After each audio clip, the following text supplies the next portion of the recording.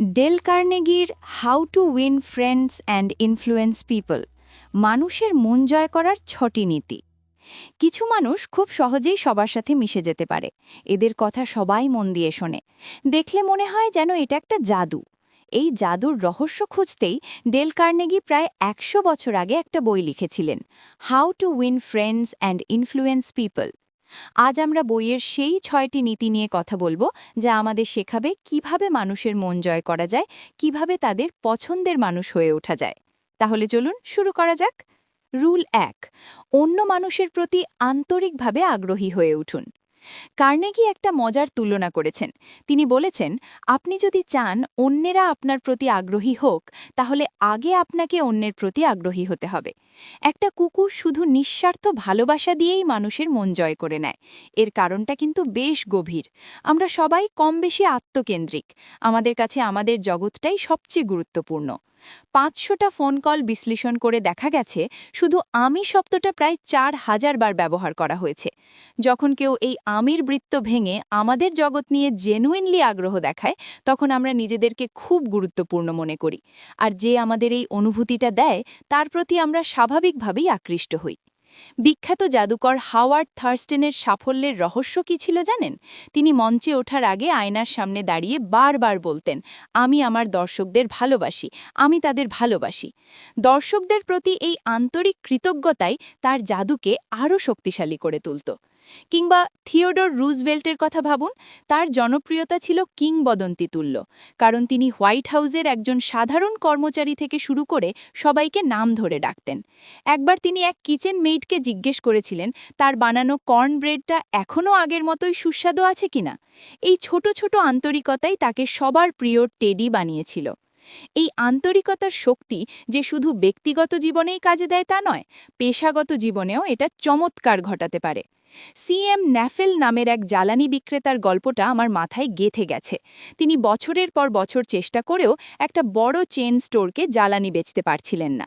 শেষে একদিন তিনি সেই কোম্পানির এক বড় কর্তার কাছে গেলেন, গিয়ে বললেন, আমি আজ কিছু বেচতে আসিনি, আমি আপনার কাছে একটা সাহায্য চাইতে এসেছি। তিনি জানালেন যে তিনি একটা বিতর্কে অংশ নিচ্ছেন, যেখানে চেইন স্টোরের পক্ষে কথা বলতে হবে, আর তার জন্যই কিছু তথ্য দরকার। সেই কর্তা নিজের কোম্পানি নিয়ে খুব গর্বিত ছিলেন। তিনি প্রায় 2 ঘন্টা ধরে ন্যাফেলকে বোঝালেন তার কোম্পানি কেন সেরা, মানে নিজের আগ্রহের বিষয়ে কথা বলার সুযোগ পেলেন। কথা শেষে তিনি নিজেই ন্যাফেলকে বললেন, সামনের বার আমার সাথে দেখা করবেন, আমি আপনার থেকেই জ্বালানি কিনব। পুরো খেলাটাই ঘুরে গেল। তিনি কিছু বেচতে চেষ্টা করলেন না, সাহায্য চাইলেন আর অন্যের আগ্রহের জায়গায় মনোযোগ দিলেন। রুল 2, হাসুন। এই যে অন্যের ওপর মনোযোগ দেওয়া, এটার সবচেয়ে সহজ আর চটজলদি উপায়টা হলো লেখকের উল্লেখিত দ্বিতীয় নীতিটা। দ্বিতীয় নীতিটা হলো হাসুন। চার্লস শোয়াবের হাসি নাকি $1,000,000 সমান ছিল, কারণ একটা আন্তরিক হাসি মুখ দিয়ে কিছু না বলেও অনেক কিছু বলে দেয়। এটা একটা নীরব বার্তা পাঠায়, আমি আপনাকে পছন্দ করি, আপনাকে দেখে আমার ভালো লাগছে। কিন্তু এখানে একটা প্রশ্ন আছে। ধরুন আপনার মন ভালো নেই বা আপনি খুব চাপে আছেন, তখন কি একটা মেকি হাসি বা জোর করে হাসাটাও একই রকম কাজ করবে? মানুষ নকল হাসি ধরতে পারে। মনোবিজ্ঞানী উইলিয়াম জেমসের তত্ত্ব বলে, অনুভূতি কাজের পিছু পিছু আসে না, বরং কাজ আর অনুভূতি একসাথে চলে। অর্থাৎ মন খারাপ থাকলেও আপনি যদি হাসার চেষ্টা করেন, হাসি মুখে থাকার ভঙ্গি করেন, তবে আপনার মস্তিষ্ক ধীরে ধীরে সেই ইতিবাচক সংকেতটা গ্রহণ করতে শুরু করে। তবে হ্যাঁ, কার্নেগি কিন্তু আন্তরিক শব্দটার ওপর খুব জোর দিয়েছেন, তাই হাসিটা অন্তর থেকে আসা উচিত। অন্তর থেকে হাসি তখনই হাসবে যখন আপনি মানুষটার মধ্যে প্রশংসা করার মতো কিছু খুঁজে নেবেন। একটা আন্তরিক হাসি কতটা সংক্রামক হতে পারে তার একটা দারুণ গল্প আছে বইটাতে। এক ডাক্তারের চেম্বারে সবাই গম্ভীর মুখে বসেছিল। এমন সময় এক মা তার ছোট্ট শিশুকে নিয়ে ঢুকল। বাচ্চাটা পাশে বসে থাকা এক ভদ্রলোকের দিকে তাকিয়ে খিলখিল করে হেসে উঠল। তারপর সেই ভদ্রলোকও না হেসে পারলেন না। তারপর বাচ্চাটার মায়ের সাথে কথা বলা শুরু করলেন। দেখতে দেখতে পুরো ওয়েটিং রুমের থমথমে পরিবেশটা একটা হাসি খুশি আড্ডার জায়গায় পরিণত হলো।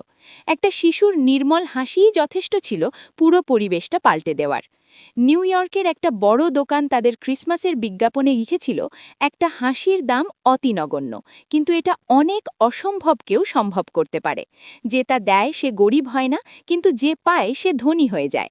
যার কাছে দেওয়ার মতো আর কোনো হাসি অবশিষ্ট নেই, তারই একটা হাসির সবচেয়ে বেশি প্রয়োজন।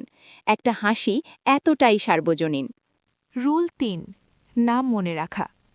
কাউকে বিশেষভাবে গুরুত্বপূর্ণ অনুভব করানোর জন্য এর চেয়েও নির্দিষ্ট উপায় আছে, আর সেটাই হলো আমাদের তৃতীয় নীতি।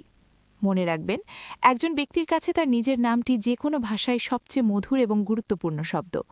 জিম ফার্লি, যিনি ফ্র্যাঙ্কলিন রুজভেল্টকে প্রেসিডেন্ট হতে সাহায্য করেছিলেন, তার একটি বিশেষ গুণ ছিল, তিনি নাকি 50,000 মানুষের নাম মনে রাখতে পারতেন। অ্যান্ড্রু কার্নেগির সাফল্যের পেছনেও কিন্তু এই নীতির বিরাট ভূমিকা ছিল।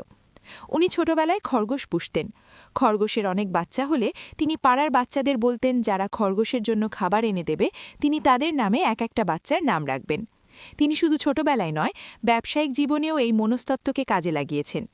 পেনসিলভেনিয়ার রেলরোডের কাছে স্টিল বিক্রি করার জন্য তিনি একটা বিশাল স্টিল মিলের নাম রেখেছিলেন সেই কোম্পানির প্রেসিডেন্টের নামে, এডগার থমসন স্টিল ওয়ার্কস।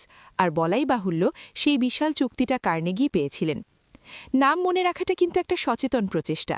ফ্রান্সের সম্রাট তৃতীয় নেপোলিয়ন কারো সাথে পরিচিত হলে নামটা মন দিয়ে শুনতেন, দরকার হলে বানান জিজ্ঞেস করতেন, তারপর একা একা সেই নামটা কাগজে লিখে মনে রাখার চেষ্টা করতেন। তিনি চোখ আর কান দুটো ইন্দ্রিয়কেই ব্যবহার করতেন। এটা আসলে একটা ছোট আত্মত্যাগ, কিন্তু এর ফল অনেক বড়। রুল ৪, ভালো শ্রোতা হন। আচ্ছা, তাহলে আমরা আগ্রহ দেখালাম, হাসলাম, নাম ধরে ডাকলাম, এরপর তো একটা কথোপকথন শুরু হবে। ভালো কথোপকথনকারী হওয়ার সবচেয়ে সহজ উপায়টা হলো কার্নেগির চতুর্থ নীতি। নীতিটা হলো বেশি কথা না বলা। ভালো শ্রোতা হন এবং অন্যদের নিজেদের সম্পর্কে কথা বলতে উৎসাহিত করুন। আমরা সবাই এমন কাউকে না কাউকে চিনি যারা শুধু নিজের কথা বলতেই ভালোবাসে। তাদের সাথে কথা বলার পর মনে হয় যেন আমরা একটা বক্তৃতা শুনে এলাম। কার্নেগি এর ঠিক উল্টোটা করতে বলছেন। একদিনের পার্টিতে কার্নেগি এক বিখ্যাত উদ্ভিদ বিজ্ঞানীর পাশে বসেছিলেন। কার্নেগি নিজে গাছপালা নিয়ে কিছুই জানতেন না, তাই তিনি মুগ্ধ হয়ে ঘণ্টার পর ঘণ্টা সেই ভদ্রলোকের কথা শুনেছিলেন আর প্রশ্ন করেছিলেন। তারপর পার্টি শেষে সেই উদ্ভিদ বিজ্ঞানী আয়োজককে বলেছিলেন, মিস্টার কার্নেগি একজন অত্যন্ত আকর্ষণীয় কথোপকথনকারী। কিন্তু অদ্ভুত ব্যাপার হলো, কার্নেগি প্রায় কিছুই বলেননি। মনোযোগ দিয়ে শোনা হলো অন্যকে সম্মান দেখানোর সর্বোচ্চ রূপ। হার্ভার্ডের প্রাক্তন প্রেসিডেন্ট চার্লস এলিয়েট বলতেন, সফল ব্যবসায়িক আলাপের কোনো রহস্য নেই, শুধু যিনি কথা বলছেন তার প্রতি একনিষ্ঠ মনোযোগ দেওয়াই যথেষ্ট। যখন আমরা কারো কথা মন দিয়ে শুনি, তখন আমরা তাকে এই বার্তাটা দিই যে আপনার কথা, আপনার অভিজ্ঞতা আমার কাছে মূল্যবান। তবে এটা প্যাসিভ বা নিষ্ক্রিয় শোনা নয়, এটা হতে হবে অ্যাক্টিভ বা সক্রিয় শোনা। মানে শুধু চুপ করে থাকাই শোনা নয়, বরং সঠিক প্রশ্ন করা, মাথা নেড়ে সায় দেওয়া এবং সহানুভূতি দেখানো। তার মানে ভালো শ্রোতা হওয়া মানে হলো অন্যকে তার নিজের গল্পটা বলার জন্য একটা নিরাপদ মঞ্চ তৈরি করে দেওয়া, আর যখন কেউ সেই মঞ্চে স্বাচ্ছন্দ্য হয়ে যায় তখন তার হৃদয়ের কাছাকাছি পৌঁছনোর রাস্তাটাও খুলে যায়, যেটা আমাদের পরের নীতিটার সাথে খুব ভালোভাবে মিলে যায়। রুল ৫, অন্যের আগ্রহের বিষয়ে কথা বলুন। পঞ্চম নীতিটা হলো অন্যের আগ্রহের বিষয়ে কথা বলুন। আপনি যখন কারো কথা মন দিয়ে শুনবেন, আপনি স্বাভাবিকভাবেই জেনে যাবেন তার আগ্রহটা কিসে, আর তারপর যদি সেই বিষয় নিয়ে কথা বলেন তাহলে সংযোগ স্থাপন করাটা অনেক সহজ হয়ে যায়। থিওডোর রুজভেল্ট ঠিক এই কাজটাই করতেন। তার সাথে দেখা করতে কেউ আসার আগে তিনি আগের রাতে সেই ব্যক্তির পছন্দের বিষয় নিয়ে পড়াশোনা করে নিতেন। এটা অনেকটা একটা রেডিওর ফ্রিকোয়েন্সি মেলানোর মতো। আপনি নিজের স্টেশনে চিৎকার করে গেলে হবে না, আপনাকে আগে শ্রোতার ফ্রিকোয়েন্সিটা খুঁজে বের করতে হবে। এডওয়ার্ড শালিফের গল্পটা এর একটা দুর্দান্ত উদাহরণ। তিনি বয় স্কাউটের জন্য অনুদান চাইতে এক বড় কোম্পানির প্রেসিডেন্টের কাছে গিয়েছিলেন। তিনি জানতেন সেই প্রেসিডেন্টের অফিসে একটা $1 মিলিয়ন বাতিল চেক ফ্রেমে বাঁধানো আছে। তিনি অফিসে ঢুকেই স্কাউটের কথা না বলে সেই চেকটা নিয়ে আগ্রহ দেখালেন। প্রেসিডেন্ট তো খুব খুশি, তিনি গর্বের সাথে সেই চেকের গল্প শোনালেন। তারপর যখন শালিফ তার অনুদানের কথা বললেন, প্রেসিডেন্ট তার প্রয়োজনের চেয়েও অনেক বেশি সাহায্য করলেন, কারণ শালিফ প্রথমে তার আগ্রহের জায়গায় আঘাত করেছিলেন। রুল ৬, অন্যকে আন্তরিকভাবে গুরুত্বপূর্ণ অনুভব করান। এই সবগুলো নীতি, আগ্রহ দেখানো, নাম মনে রাখা, শোনা, তাদের পছন্দের বিষয়ে কথা বলা, এই সব কিছুই আসলে একটা বড় ধারণার দিকেই ইঙ্গিত করছে, আর সেটা হলো শেষ এবং সবচেয়ে গুরুত্বপূর্ণ নীতি। ষষ্ঠ নীতিটি হল অন্যকে গুরুত্বপূর্ণ অনুভব করান এবং আন্তরিকভাবে তা করুন। আন্তরিকভাবে এই অংশটা খুব জরুরি। মনোবিজ্ঞানী সিগমন্ড ফ্রয়েড থেকে শুরু করে দার্শনিক জন ডিউই পর্যন্ত সবাই একমত যে মানুষের চরিত্রের সবচেয়ে গভীর আকাঙ্ক্ষা হল গুরুত্বপূর্ণ হওয়ার ইচ্ছা। আমরা সবাই চাই আমাদের কাজের স্বীকৃতি হোক, আমাদের মতামতের দাম দেওয়া হোক। কিন্তু এখানে আন্তরিকভাবে শব্দটা খুব জরুরি, কারণ মিথ্যা প্রশংসা বা চাটুকারিতা আর আন্তরিক স্বীকৃতির মধ্যে আকাশ পাতাল তফাত। চাটুকারিতা সস্তা, মিথ্যা এবং স্বার্থপর, এটা সবাই ধরে ফেলতে পারে। কিন্তু আন্তরিক প্রশংসা আসে পর্যবেক্ষণ থেকে। আপনি যখন কারো কোনো একটা ছোট গুণেরও জেনুইনলি প্রশংসা করেন, তখন সেটা তার মনে গেঁথে যায়। কার্নেগি একবার একটা পোস্ট অফিসের ক্লার্কের সুন্দর চুলের প্রশংসা করেছিলেন।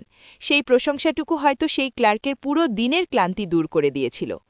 কোডাক ক্যামেরার প্রতিষ্ঠাতা জর্জ ইস্টম্যানের গল্পটা বলা যাক। জেমস অ্যাডামসন নামে এক ব্যক্তি ইস্টম্যানের কাছে কিছু চেয়ার বিক্রি করতে গিয়েছিলেন। তিনি জানতেন ইস্টম্যান খুব ব্যস্ত মানুষ, তাই তিনি অফিসে ঢুকেই চেয়ারের কথা না বলে ইস্টম্যানের অফিসের কাঠের প্যানেলিংয়ের প্রশংসা করলেন। ইস্টম্যান নিজেই এই অফিসের ডিজাইন করেছিলেন। তিনি এতটাই মুগ্ধ হলেন যে 5 মিনিটের মিটিংটা 2 ঘন্টার আড্ডায় পরিণত হল, আর অ্যাডামসন $90,000 অর্ডার নিয়ে ফিরলেন। এই নীতিটা আমাদের দৈনন্দিন জীবনের ছোট ছোট ভদ্রতাগুলোকেও মনে করিয়ে দেয়। একটা ধন্যবাদ, দয়া করে বা আপনাকে কষ্ট দেওয়ার জন্য দুঃখিত, এই কথাগুলো আসলে অন্যকে সম্মান দেখানোরই একটা উপায়। আমরা যখন অন্যকে গুরুত্বপূর্ণ অনুভব করাই, তখন শুধু তাদেরই ভালো লাগে না, আমাদের নিজেদেরও ভালো লাগে। আমরা আরও ভালো মানুষ হয়ে উঠি। উপসংহার। তাহলে আজকের আলোচনার মূল নির্যাসটা দাঁড়ালো এই যে মানুষের মন জয় করার জন্য কোনো রকেট সায়েন্সের প্রয়োজন নেই। শুধু নিজের বৃত্ত থেকে বেরিয়ে এসে অন্যের প্রতি আন্তরিক হতে হবে, হাসতে হবে, তাদের নাম মনে রাখতে হবে, তাদের কথা মন দিয়ে শুনতে হবে, তাদের আগ্রহের বিষয়ে কথা বলতে হবে এবং সব শেষে তাদের আন্তরিকভাবে গুরুত্বপূর্ণ অনুভব করাতে হবে। এই সব কিছুর পেছনে যে অদৃশ্য সুতোটা কাজ করে, সেটা হলো আন্তরিকতা। এটাকে যদি কৌশল হিসেবে ব্যবহার করা হয়, তবে কোনো লাভ হবে না। কিন্তু যখন এই অভ্যাসগুলো আমাদের চরিত্রের অংশ হয়ে উঠবে, তখন আমাদের চারপাশের সম্পর্কগুলো আরও মজবুত এবং অর্থপূর্ণ হয়ে উঠবে। এটা একটা জীবন দর্শন।